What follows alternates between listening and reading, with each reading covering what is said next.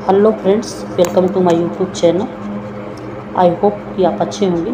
आज देखिएगा, आज जो मेरा टॉपिक है कि स्टेनोग्राफर कैसे बने या आशुलिपि कैसे बने या निजी सचिव कैसे बने। देखिएगा मित्रों, यह एक बहुत ही एक अच्छी रेपुटेशन वाली जॉब होती है, जो कि इसके लिए जो क्राइटेरिया होता है, इसके लिए जो सब्जेक्ट होता है, मैं आपको इसके बारे में बताने वाला हूँ। देखिएगा, सबसे पहले तो ये है कि आपके जो एसएससी के थ्रू जो एग्ज़ाम होता है और वहाँ से जो स्टेनोग्राफर की वैकेंसी आती है, वहाँ से चूँकि डी और सी दोनों लेवल की आती है, तो आपको इसके लिए जो पात्रता है, आपको इसमें 12th पास आउट होना चाहिए, ठीक है।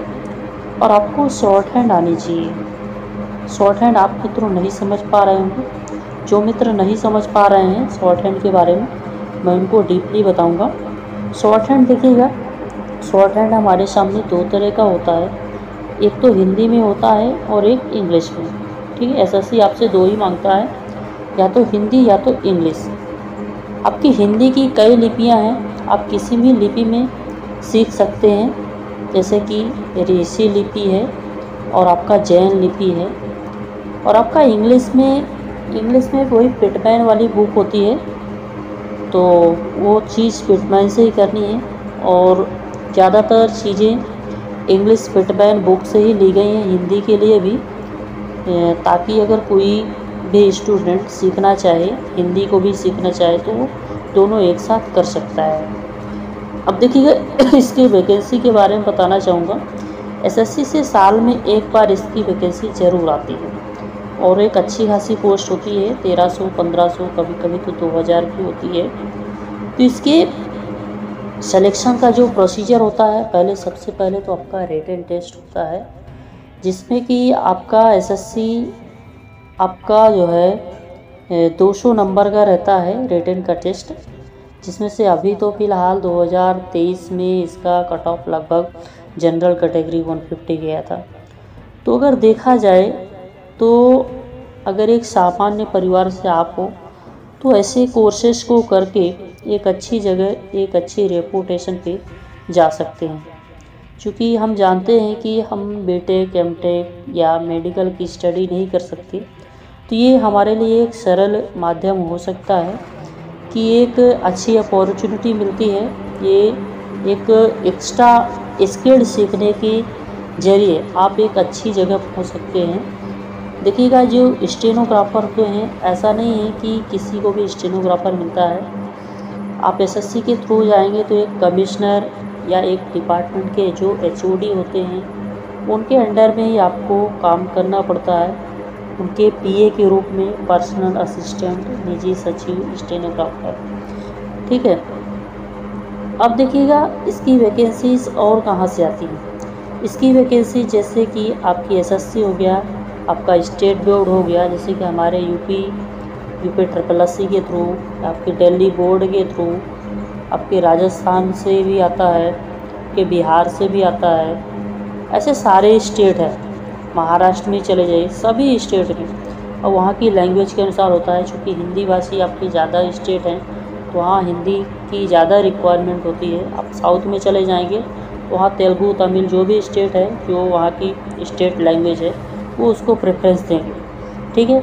अगर आप इंग्लिश सीखे हैं तो आपके पास और सुनहरा मौका रहता है कि आप इंग्लिश में एसएससी के साथ साथ आप हाई कोर्ट में भी जाते हैं। हाई कोर्ट, आपके जितने भी भारत देश में हाई कोर्ट हैं, वहाँ सारे के सारे इंग्लिश स्टेनोग्राफर ही रहते हैं। हाँ, ये बात ज़रूर है कि जो आपका सिविल कोर्ट है, जो आपके स्टेट में सिविल कोर्ट हैं, वहाँ की जो ऑफिशियल लैंग्वेज है, जैसे कि आपने यूपी में है, तो यूपी में जो सिविल कोर्ट की रिक्वायरमेंट होती है, वहाँ हिंदी इंग्लिश दोनों की रहती है। तो जो स्टूडेंट हिंदी भी सीखा है वो भी दे सकता है, और जो इंग्लिश भी सीखा है वो भी दे सकता है।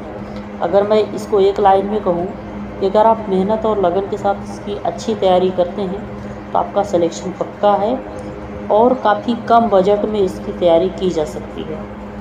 क्योंकि यह एक अच्छी रेपुटेशन वाली जॉब होती है, जो कि आपको हमेशा अपने से संबंध अधिकारी आपको रिपोर्टिंग करना पड़ता है, उसको ऑफिस की एक्टिविटीज़ से रिलेटेड या मिनिस्ट्री से रिलेटेड जो भी इंफॉर्मेशन होती है आपके द्वारा ही पहुंचाई जाती है। ठीक है मित्रों, आगे हम देखते हैं। देखिएगा, स्टेनोग्राफर का तो यही होता है, क्योंकि ये आप इसको बिना स्टेनोग्राफी सीखे नहीं पहुंच सकते, तो आपको उसमें स्टेनोग्राफी सीखना चाहिए।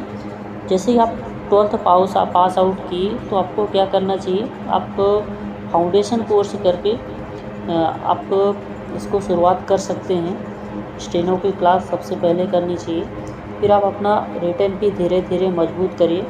उसका सिलेबस सबका अलग अलग होता है, आपका हाई कोर्ट में देखेंगे तो अलग होगा, एसएससी में अलग होगा, स्टेट बोर्ड का अलग होगा। तो आपको ये समय समय पे समस्त विज्ञापन को देखना है कैसे क्या लेता है। तो सबसे पहले तो मैं यही कहूँगा कि आप शॉर्ट हैंड सीखिए, शॉर्ट हैंड का नॉलेज लीजिए, उसके बाद ही कहीं पे भी अप्लाई करिए। शॉर्ट हैंड अप्लाई जब आप सीख लेंगे तो फिर आपको रिटन टेस्ट होगा, और रिटन टेस्ट के लिए आपको स्टडी करना पड़ेगा, अच्छी तैयारी करनी पड़ेगी।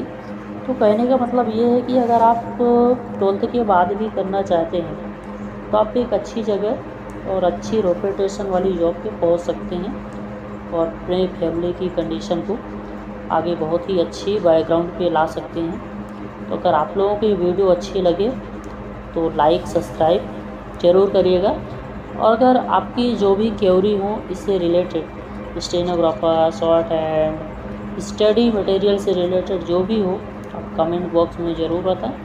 मैं हर संभव आप लोगों के लिए ये चीज़ें बताऊंगा, जो भी कमेंट में आएगा मैं उसका रिप्लाई ज़रूर दूंगा। अगर आपको ये सब अच्छा लगा हो तो लाइक सब्सक्राइब ज़रूर करें। धन्यवाद।